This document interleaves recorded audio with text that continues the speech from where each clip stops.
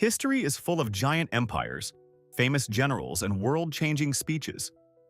But sometimes everything flips because one guy ignores a note, one driver takes the wrong turn, or one leader decides, for reasons known only to his own ego, that now is a great time to improvise. These are 32 last-minute decisions that did not just go wrong. They rewired the world. 1. On June 28, 1914, Archduke Franz Ferdinand had already survived one assassination attempt in Sarajevo. A bomb thrown at his car bounced off, exploded under the vehicle behind him, and turned the whole morning into a disaster without actually killing the main target. The attackers scattered. The plan looked ruined, and somehow history still found a way to get worse. Ferdinand then decided to visit the wounded at the hospital, which sounds noble until you remember nobody properly explained the new route to his driver, Leopold Leuke. So Leuke turned down the original street by mistake, stopped to reverse, and parked the car almost directly in front of Gavrilo Princip, one of the failed assassins, who was standing there in disbelief.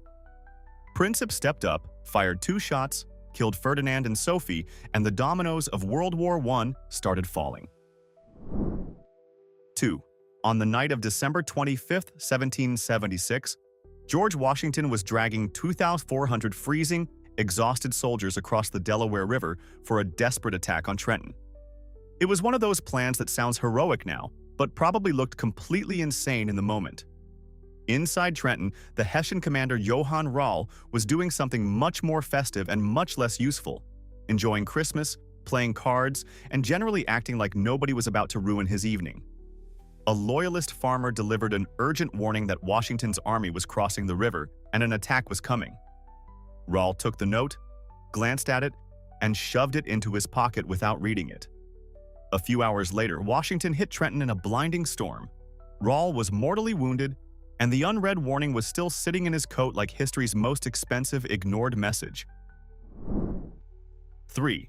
On the morning of September 11, 2001, Seth MacFarlane was supposed to be on American Airlines Flight 11 from Boston to Los Angeles. Instead, he missed it by a margin so stupidly small it barely feels real. The night before, he had been out drinking hard, and his travel agent had also given him the wrong departure time by about 15 minutes. That combination of a hangover and a scheduling mistake made him arrive too late to board. The gate was closed, so he booked another flight and sat in the terminal, probably annoyed, probably thinking his day had simply started badly. Then Flight 11 was hijacked and crashed into the North Tower at 8:46 in the morning. The distance between ordinary inconvenience and death, in his case, was basically bad timing saving his life. 4. Late on September 2, 1666, a fire broke out in Thomas Farriner's bakery on Pudding Lane in London. At first it looked small, local, manageable, the kind of things city officials love underestimating right before everything goes straight to hell. The Lord Mayor, Thomas Bloodworth, was hauled out of bed to inspect it, took one look, and reportedly brushed it off with the unbelievably confident line that a woman could put it out with a stream of urine. Then he went back to bed, because apparently that seemed like leadership at the time. By the time anyone realized the fire was not in fact a minor inconvenience, it had spread from building to building through the packed wooden city. Within 3 days, the Great Fire of London destroyed more than 13,000 houses, 87 churches, and huge sections of the old city. One sleepy bad call helped roast London. 5. In January 49th before Christ, Julius Caesar reached the Rubicon, a small river in northern Italy that looked harmless enough but came with a giant legal problem attached. Roman law said no general could cross it with an army. Do that, and congratulations, you have just declared war on the Roman state. Caesar had been ordered to dismiss his troops and return to Rome as a private citizen, where his political enemies were waiting to tear him apart in court. He hesitated, weighed his options, then decided subtlety was overrated. According to Suetonius, he said, "The die is cast," and marched across anyway. That one decision triggered civil war, wrecked the Roman Republic, and cleared the path for the Roman Empire. So, yes, one of history's biggest power grabs basically began with a man choosing violence at a creek. 6. In the spring of 1945, American officials planning the atomic bombings of Japan had Kyoto near the top of the target list. From a military point of view, it made cold, brutal sense. Kyoto had industry, population, and it had been left largely untouched by earlier bombing, which made it a horrifyingly perfect place to demonstrate the full force of the new weapon. Then Secretary of War Henry Stimson stepped in and would not let it go. He had visited Kyoto in the 1920s, knew its cultural importance, and understood it was not just another city on a map, but the old imperial heart of Japan. He argued directly to President Truman that wiping it out would poison relations for generations. Truman agreed. Kyoto was spared, Nagasaki stayed on the list, and one official's personal conviction quietly rewrote one of the most consequential targeting decisions in modern history. 7. On September 26, 1983, the Soviet Union was already on edge. Just weeks earlier, it had shot down a Korean civilian airliner. Tensions with the United States were awful, and everyone with access to a button that could end the planet was way too tense for comfort. At the Serpukhov 15 Command Center, Lieutenant Colonel Stanislav Petrov was monitoring the early warning system when it suddenly reported that American nuclear missiles were incoming. First one, then more. Soon the screen was insisting 5 missiles were on the way. Protocol said he should report it immediately, and that report could have triggered a retaliatory launch. Petrov paused. Something felt wrong. Why would the Americans start World War III with only 5 missiles? He trusted his instinct, called it a malfunction, and refused to escalate. He was right. The satellites had been fooled by sunlight on clouds. Civilization survived because one man was calm enough to distrust a machine. 8. In 1975, Harrison Ford was not exactly cruising toward movie legend status. He was working as a carpenter, building a custom door at the offices of Francis Ford Coppola's company, because sometimes the future Han Solo is just a guy with tools trying to finish a job. At the same time, George Lucas was using the space to audition actors for a new science fiction movie nobody yet knew would swallow pop culture whole. Lucas needed someone to read lines opposite the auditioning actors because the person hired for that job failed to show up. So he looked around, spotted the carpenter, and asked him to fill in. Ford sat down and started reading for Han Solo, with that dry, effortless attitude like he had been born annoyed in exactly the right way. Lucas ended up breaking his own rule and cast him. One absent assistant turned a carpenter into a galaxy-sized movie star. 9. Right before the Titanic sailed in April 1912, the White Star Line made a last-minute shuffle among senior crew. Second Officer David Blair was reassigned off the ship, and in the rush of leaving, he accidentally took a key that really should have stayed on board. The key opened a locker on the bridge, and inside that locker were the binoculars intended for the lookouts in the crow's nest. So when Frederick Fleet and Reginald Lee scanned the North Atlantic on a moonless night, they were doing it with their own eyes instead of proper equipment. Fleet later believed binoculars might have given them enough extra warning to spot the iceberg sooner. Nobody can prove with absolute certainty that the ship would have missed it, but it is still an astonishing detail. One forgotten key may have helped turn the most famous ocean liner on Earth into the most famous shipwreck. 10. In June 1791, Louis XVI and Marie Antoinette tried to escape revolutionary Paris under cover of darkness. On paper, the plan had real potential. Loyal supporters had arranged horses, a route, and a destination near the border where royalist protection waited. The problem, as usual, was royal taste. Marie Antoinette refused to travel in a small, fast, discreet carriage and insisted instead on a giant luxury coach that was basically a rolling reminder that the monarchy had learned absolutely nothing. This massive vehicle was slow, clumsy, impossible to hide, and stuffed with comforts because apparently even a political collapse should not interfere with travel preferences. The delay became enormous. Locals recognized the king from his face on coins, and the family was arrested at Varennes. They were dragged back to Paris and later both lost their heads. Choosing comfort over speed turned a possible escape into a fatal parade. 11. On July 20, 1969, Apollo 11 was descending toward the moon when the lunar module computer started throwing alarms like it had suddenly decided this was the worst possible time to panic. The infamous 1202 error flashed up, which basically meant the computer was overloaded and choking on too many tasks at once. In Mission Control, Guidance Officer Steve Bales had only seconds to decide whether the landing should be aborted or allowed to continue. That is not a fun workplace decision at age 26.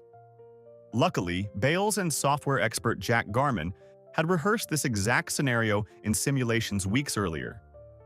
They knew the alarm sounded terrifying without necessarily meaning total failure. So Bales made the call. Go. The landing continued, Neil Armstrong touched down, and 12 minutes later he stepped onto the lunar surface. Human history on the moon survived because one young controller trusted his preparation under insane pressure. 12. In early June 1944, Field Marshal Erwin Rommel was responsible for helping defend northern France against the expected Allied invasion. But the weather over the English Channel was miserable, which made an immediate landing seem unlikely, and Rommel convinced himself he had a little breathing room. So he made a personal choice that aged terribly. He drove back to Germany to celebrate his wife Lucy's birthday and planned to use the trip to speak with Hitler about reinforcing the coast with more armored divisions. While Rommel was home on June 6th, reportedly handing over a pair of fancy shoes, Allied troops were storming the beaches of Normandy in the biggest amphibious invasion ever attempted. He did not get back to his post until later that day.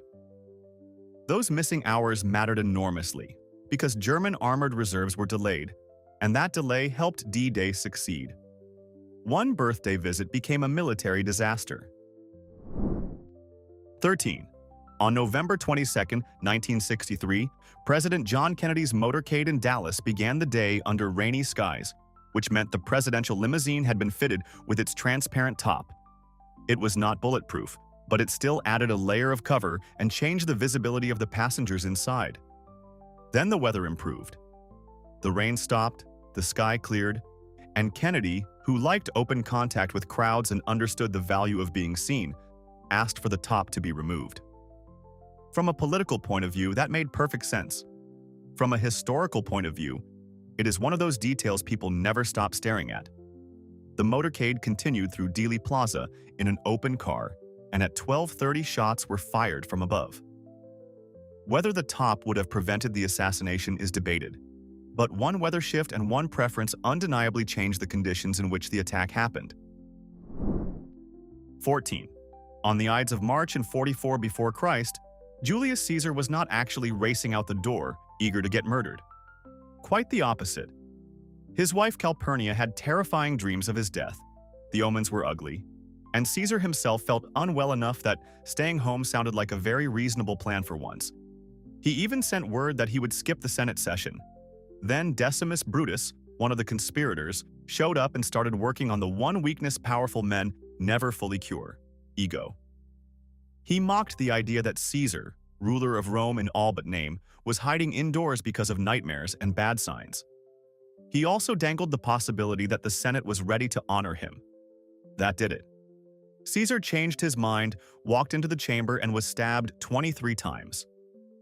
A final-minute pride adjustment sent him straight into one of history's most famous ambushes.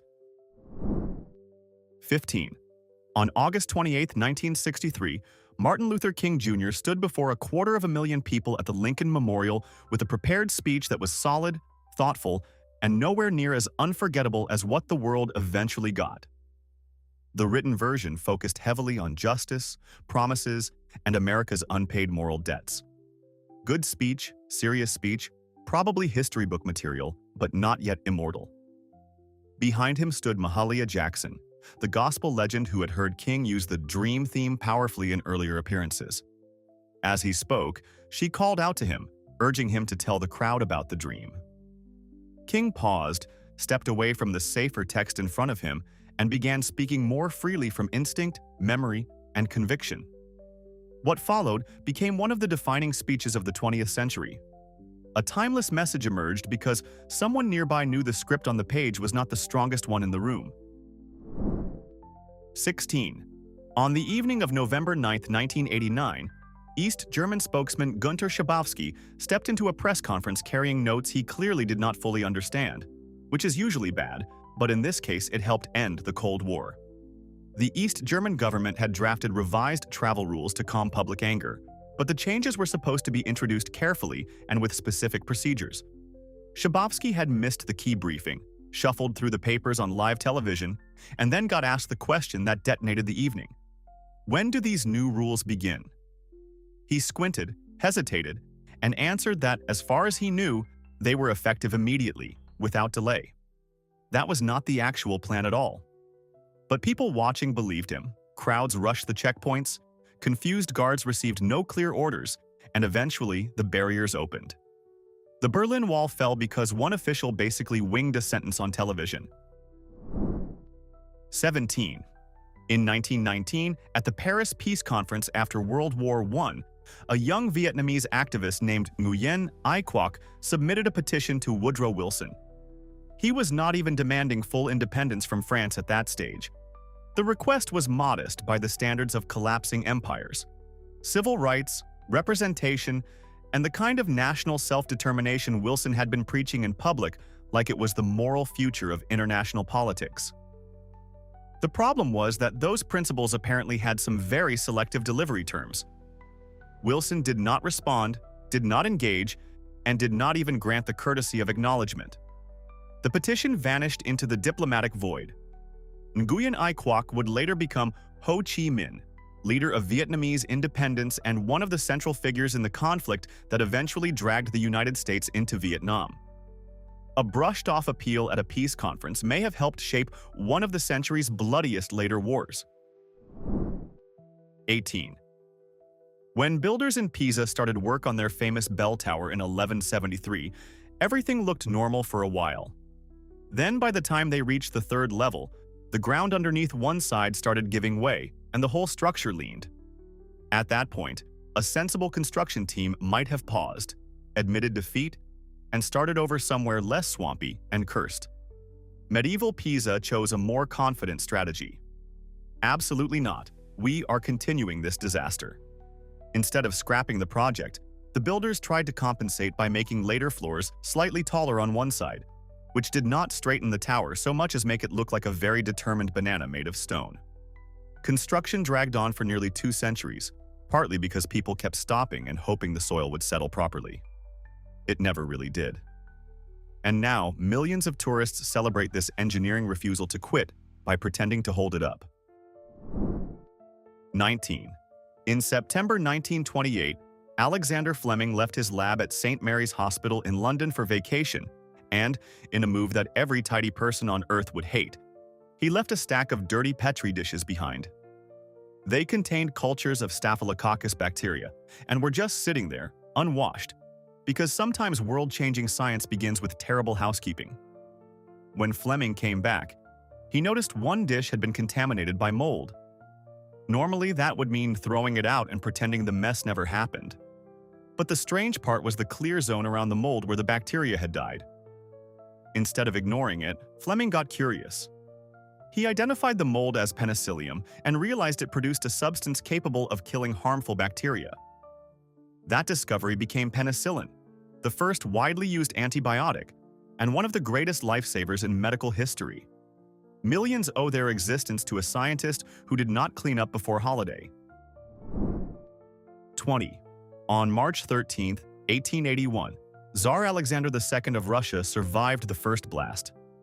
His armored carriage was moving through St. Petersburg when a revolutionary threw a bomb at it. The explosion wrecked the street, killed a bystander, and damaged the vehicle, but the Tsar himself remained alive and protected. At that moment, his guards urged him to leave immediately and get to safety, which sounds like excellent advice because it absolutely was. But Alexander made the kind of human decision that reads noble for about 3 seconds before turning tragic. He stepped out to check the wounded and see the damage for himself. That pause gave a second assassin, Ignacy Hryniewski, the opening he needed. He rushed forward and detonated another bomb at the Tsar's feet. Alexander's injuries were catastrophic, and he died soon after. One instinctive moment of concern turned survival into assassination. 21. By October 7, 1492, Christopher Columbus had been sailing west for more than a month with a crew growing nervous, exhausted and increasingly convinced they were following a stubborn man into nothing. Mutiny was becoming a real possibility. Then Columbus noticed something that made him change course at the last possible moment. Flocks of birds heading southwest. These were not random seabirds drifting around open water. They were land birds, and sailors knew such routes could point toward islands. So instead of continuing due west, Columbus turned west-southwest to follow them. That small adjustment changed where he made landfall. Rather than reaching what many historians think might have been somewhere near Florida, he arrived in the Bahamas. That difference mattered enormously because it influenced Spain's early foothold in the Americas and helped shape the geography of European conquest. Entire colonial histories swung because one navigator decided birds probably knew something. 22. On the morning of August 21, 1911, Vincenzo Peruggia walked into the Louvre wearing a white worker's smock and looking exactly like the kind of person nobody bothers to question in a big institution. He had done work there before, so he blended in perfectly. At some point, he found himself in the Salon Carré with almost nobody around and made a decision so audacious it sounds fictional. He simply took the Mona Lisa off the wall, removed it from its frame, tucked the painting under his clothing, and walked out. That was it. No dramatic chase, no laser beams, just one man leaving a national museum with its future superstar hidden on him. The theft was not even noticed for more than a day. Ironically, the global media circus that followed did more for the painting's fame than centuries of polite admiration ever had. The heist helped turn the Mona Lisa into a celebrity. 23. In September 1918, near the French village of Marcoing, British soldier Henry Tandy reportedly had a wounded German in his sights. The man was unarmed, limping, and in no condition to keep fighting. Tandy, who later became the most decorated British private of World War I, lowered his rifle and let him go. According to the story that spread afterward and has been argued over by historians ever since, that German soldier was Adolf Hitler. Whether every detail is perfectly true, partly distorted, or polished by hindsight, the story became famous because of its brutal moral irony. Tandy was said to have regretted the decision deeply once Hitler's crimes became known, especially during the devastation of the next war. It remains one of history's most haunting maybe moments, a single act of battlefield mercy that, if the story is accurate, allowed catastrophe to walk away on its own 2 feet. 24. On May 6, 1937, the Hindenburg was approaching Lakehurst, New Jersey after crossing the Atlantic, already delayed by headwinds and then stalled further by bad weather near the landing site. Everyone wanted the giant airship down as quickly as possible, especially its captain, Max Pruss. So instead of taking a more cautious approach, he ordered a sharper sequence of turns to line the ship up with the mooring mast faster. That decision may have put dangerous strain on the airship's structure. Many investigators later believed the maneuver snapped a bracing wire inside the tail, which then tore into a hydrogen cell. Escaping gas plus a spark is a very short equation with a very bright ending. The Hindenburg burst into flames and was consumed in just over half a minute. 36 people died, and the disaster was captured on film, effectively destroying public confidence in passenger airships forever. One rushed landing helped kill an entire form of travel. 25. In April 1803, Napoleon made what might be the wildest impulsive land sale ever completed by a government. France had only recently regained the vast Louisiana territory from Spain, and Napoleon had originally imagined a serious French empire in North America. Then reality arrived swinging. The Haitian Revolution wrecked French ambitions in the Caribbean. The army he sent there was devastated, and renewed war with Britain looked likely. Napoleon needed money, and he needed it immediately. So when American diplomats came to Paris, hoping to buy New Orleans and maybe a bit of nearby territory, he stunned them by offering the whole Louisiana territory instead. Roughly 828,000 square miles for $15 million. The Americans accepted before he could reconsider because, obviously, the deal doubled the size of the United States in one move. A collapsing imperial mood and a financial panic reshaped the map of North America overnight. 26. On February 14, 1876, two inventors raced the clock at the United States Patent Office with ideas for transmitting speech over electrical wire. Alexander Graham Bell filed his patent application that morning. Elisha Gray submitted his caveat only a few hours later. That tiny gap in timing became one of the cruelest little margins in the history of invention. Gray was not some random guy wandering in late with a bad sketch. He was a serious, talented inventor developing similar ideas independently. But patent law loves order more than fairness, and being first counts for everything. Bell got the legal priority, the fame, the fortune, and the permanent place in school textbooks as the father of the telephone. Gray became the brilliant, almost man buried in the footnotes. A handful of hours on one day separated worldwide recognition from historical obscurity. Sometimes progress belongs not to the best idea, but to the first envelope on the desk. 27. After the explosion aboard Apollo 13 on April 14, 1970, the mission turned into a flying collection of emergencies held together by math, courage, and increasingly weird problem-solving. One of the biggest threats was carbon dioxide building up inside the lunar module, which was suddenly serving as a lifeboat for 3 astronauts, even though it had not been designed for that job. The command module had square lithium hydroxide canisters to scrub carbon dioxide from the air. The lunar module used round openings. So humanity's latest crisis became this. The square thing does not fit in the round hole, and everyone dies if we do not fix it.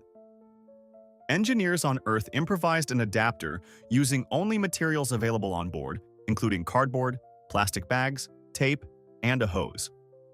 They talked the astronauts through the build step by step. It worked. 3 men lived because Mission Control won the deadliest craft project in history. 28. On February 2, 1959, Waylon Jennings was touring with Buddy Holly during the miserable winter dance party tour, where the buses were freezing, the schedule was brutal, and musicians were getting sick enough that every mile probably felt personal. Holly chartered a small plane from Clear Lake, Iowa, to the next stop because anything sounded better than another night on that rolling icebox. There were only 3 seats besides the pilot. Jennings gave up his place to J.P. Richardson, the Big Bopper, who had a fever and was in rough shape. Before takeoff, Holly joked that he hoped Jennings's bus would freeze up. Jennings jokingly fired back that he hoped Holly's plane would crash. Minutes later, in a snowstorm, it did. Everyone on board died, and the event became known as the day the music died. Jennings carried that final joke like a wound for the rest of his life. 29. In July 1799, during Napoleon's campaign in Egypt, French officer Pierre-François Bouchard was supervising work at an old fort near Rashid, known to the French as Rosetta. Soldiers were tearing down older masonry and reusing the stone for repairs and rebuilding, which meant one carved slab more or less could easily have vanished into the wall forever. Then Bouchard noticed a dark stone marked with 3 different scripts and, for reasons history should be very grateful for, decided not to treat it like ordinary rubble. He set it aside. That choice preserved what became known as the Rosetta Stone, inscribed with the same text in hieroglyphs, Demotic, and Ancient Greek. It eventually gave scholars the breakthrough they needed to decipher Egyptian hieroglyphs after centuries of confusion and guesswork. Human beings recovered the voice of ancient Egypt because one officer looked at a strange rock and decided, no, maybe keep that one. 30. On May 24, 1940, German armored divisions had driven across France and reached the area around Dunkirk, where British and French forces were trapped in a desperate pocket by the sea. The situation for the Allies was awful. They were exhausted, disorganized, and looked dangerously close to complete destruction. Then came one of the most debated military decisions of the war. Hitler ordered the panzer divisions to halt. Instead of crushing the encircled forces immediately, the tanks paused for precious days while the Allies scrambled to organize an evacuation. During that window, Operation Dynamo pulled more than 338,000 soldiers off the beaches and back to Britain. Historians still argue over the reasoning, whether it was terrain concerns, overconfidence, command politics, or a desire to let the Air Force finish the job. Whatever the motive, that pause gave Britain the manpower it needed to keep fighting. History sometimes hangs on who stops moving. 31. In 216 before Christ, Hannibal smashed Rome at Cannae so completely it looked like the Republic might simply stop existing out of embarrassment. His army encircled a much larger Roman force and slaughtered tens of thousands in one of the most devastating battlefield defeats ever inflicted. Panic ripped through Rome. The road to the city seemed open. Hannibal's cavalry commander Maharbal reportedly urged him to march on Rome immediately, claiming they could be dining on the capital within days. Hannibal said no. His army was exhausted, he needed time, and he chose not to gamble everything at once. Maharbal's alleged reply became famous because it sounds like history itself doing the narration. You know how to win a victory, but not how to use one. Rome recovered, rebuilt, adapted, and eventually destroyed Carthage. One decision not to press the advantage may have cost Hannibal the chance to rewrite the ancient world. 32. On the night of April 14, 1912, while the Titanic was sinking, the nearby steamship Californian was stopped in an ice field not terribly far away. Its crew saw white rockets going up from a ship on the horizon, and in 1912 that was not some mysterious maritime mood lighting. White rockets were widely recognized as distress signals. The officer on watch, Herbert Stone, reported them to Captain Stanley Lord, who was resting nearby. Lord asked whether they might be company signals and suggested trying a Morse lamp. They got no reply. Even after multiple rockets were observed over roughly an hour, no urgent rescue movement followed. Worse, the Californian's wireless operator had already gone to bed and was not called back. If the ship had steamed toward the signals promptly, it likely could have reached the Titanic in time to save many more people from the freezing water. Hundreds of lives may have depended on one captain taking those rockets seriously. So which one was the most ridiculous game-changing decision on this list? And what massive last-second blunder or clutch call did we leave out that absolutely belongs here? Drop it in the comments and defend your pick like your reputation depends on it. If you want more history where one dumb choice can torch an empire, hit like, subscribe, and stay with us.